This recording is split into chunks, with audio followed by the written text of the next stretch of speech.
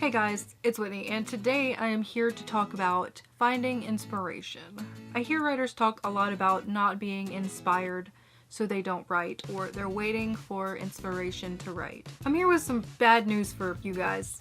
The ugly truth is that if you want to finish things, if you want to get better, if you want to improve, if you want to make this your career, you're gonna have to push through those days where you're not just instantly inspired. If you sit around and wait for inspiration, you are dooming your story, because you're never going to finish it. I know I'm not inspired every time I sit down at the keyboard to write, but there are a few things that I do that I'm going to share with you guys that help me get the creative juices flowing, or as a lot of you like to call it, get inspired. The first thing that I recommend everybody do is find a writing buddy. It's always really nice to have someone you can just vent your frustrations at, or someone who you've shared the ins and outs of your stories with, and they can help you through a rough patch or a rut. Say you're stuck with a plot point and you need to get it from one point to another, and you throw an idea at them and then they throw one back at you, and maybe their idea is not what you want, but it sparks something else and it helps get you through that rut.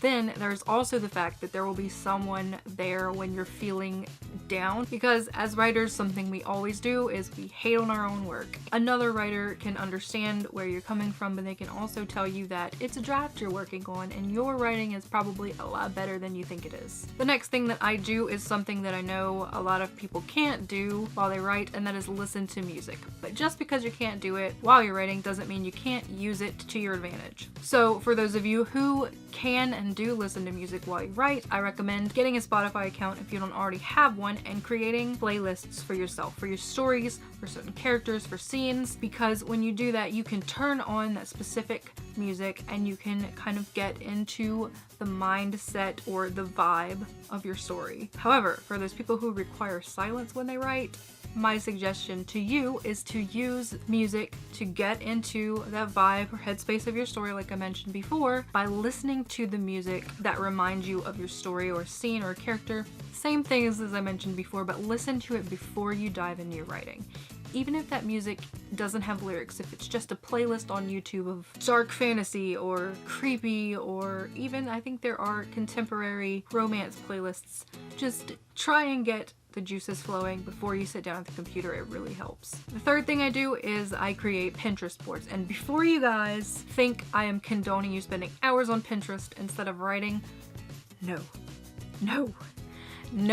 Make the Pinterest board before you have started your story, while you're still in the brainstorming stage. And I know a lot of people just dive headfirst in, and that's okay too. Just make sure you're not on Pinterest when you are supposed to be writing your words, and I don't mean just for NaNoWriMo, because that is not the only time of the year us writers should be writing. So what I use Pinterest for is to create visual story and character boards. It depends on the piece, whether I do for the whole story or if I do for a character, but really anything that I see that reminds me of a place or a scene or a character, I'll pin it in a certain board. So that way when I'm looking for something to kind of get me back into the rhythm. A really cool thing that happens for me sometimes when I'm making these Pinterest boards is I actually see an image and it sparks an idea and it fills a plot hole that I had. And it could be something as simple as like someone in a certain pose, and you're like, your mind just clicks. And the fourth thing I do when all else fails is I sit down and I read.